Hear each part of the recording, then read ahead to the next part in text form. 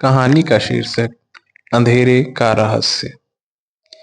गांव के बाहरी इलाके में स्थित एक पुरानी हवेली थी, जिसे स्थानीय लोग अंधेरी हवेली के नाम से जानते थे।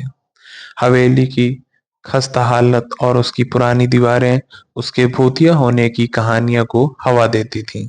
कहा जाता था कि हवेली में रात के समय अजीब-अजीब आवाजें आती थीं। और कुछ लोग तो यहाँ तक कहते थे कि हवेली में आत्माएं का वास है। एक दिन एक युवा पत्रकार नामक राजीव, जो इन अजीब घटनाओं की जांच करने का शौक रखते थे, ने तय किया कि वह इस रहस्यमय हवेली पर एक रिपोर्ट बनाएंगे। राजीव का मानना था कि हवेली की कहानियों के पीछे एक सच्चाई छिपी हुई है, और उन्होंने इस रहस्यमय कहानी को उजागर करने का मन बनाया। राजीव ने हवेली की ओर रुख किया।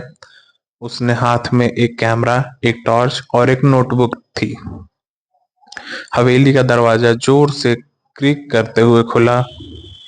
हवेली के भीतर अंधेरा था और ठंडक थी। राजीव ने अपने कदम धीरे धीरे हवेली के भीतर रखे। हवेली की दीवारों पर जाले और धूल की परतें थीं, जो कि इस वर्षों की नमी और बेवजहता को दर्शा रही थीं। राजीव ने हवेली की पहली मंजिल पर चढ़ने का फैसला किया। अचानक उसे किसी के खांसने की आवाज सुनाई दी। यह आवाज बहुत ही मृदु और दर्द भरी थी। राजीव ने सोचा कि यह उसकी कल्पना हो सकती है, लेकिन वह फिर भी आवाज की दिशा की ओर बढ़ा। जैसे ही वह हवेली के एक कमरे में के पास पहुंचा, उसने देखा कि कमरे का दरवाजा थोड़ा सा खुला था। उसने धीरे से दरवाजा खोला और देखा कि कमरे में एक पुराना पियानो रखा हुआ था। पियानो पर धूल की परत थी, लेकिन अचानक पियानो से एक हल्की धुन बजने लगी। राजीव ने पियानो के पास जाकर देखा कि उसके पास एक काले रंग का पुराना कपड़ा पड़ा था। राजीव ने कपड़े को ध्यान से हटाया। कपड़े के नीचे एक पुराना फोटो था, जिसमें एक महिला और एक आदमी मुस्कुराते हुए नजर आ रहे थे। महिला की आंखें बहुत ही गहरी और रहस्यमय लग रही थीं। जैसे ही उसने फोटो को ध्यान से देखा, पियानो की धुन और भी तेज हो गई और हवा में ठंडी गंध फैल गई। राजीव की सांसें तेज हो गईं।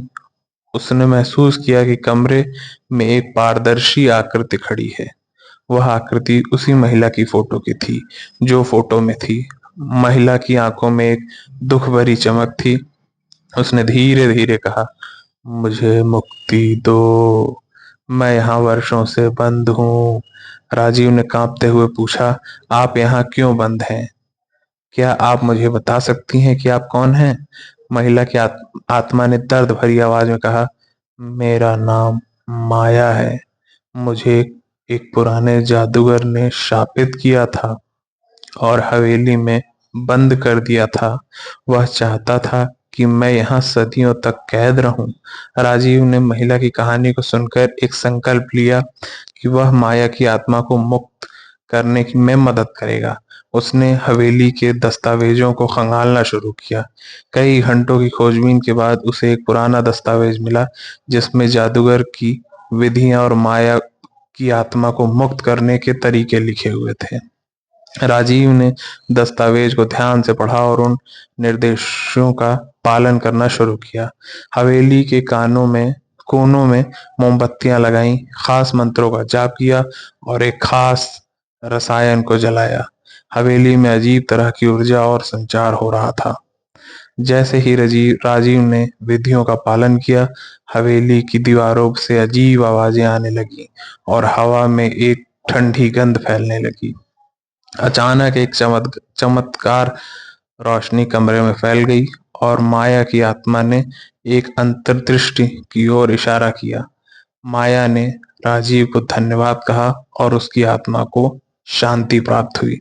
हवेली की अंधेरे वातावरण में बदलाव आया और वहां की हवा हल्की हो गई।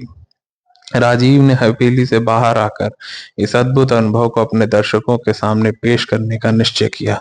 उसने अपनी रिपोर्ट में हवेली की कहानी, माया की आत्मा की मुक्ति और उन घटनाओं का विवरण दिया।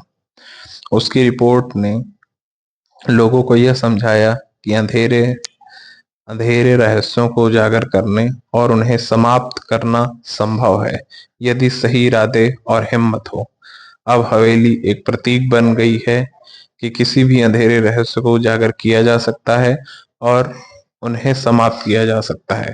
बस आपके लिए साहस और सही दिशा की आवश्यकता होती है। धन्यवाद। जय हिंद, जय भारत। अगर आपको कहानी पसंद आई हो तो हमारा चैनल अवश्य सब्सक्राइब करें।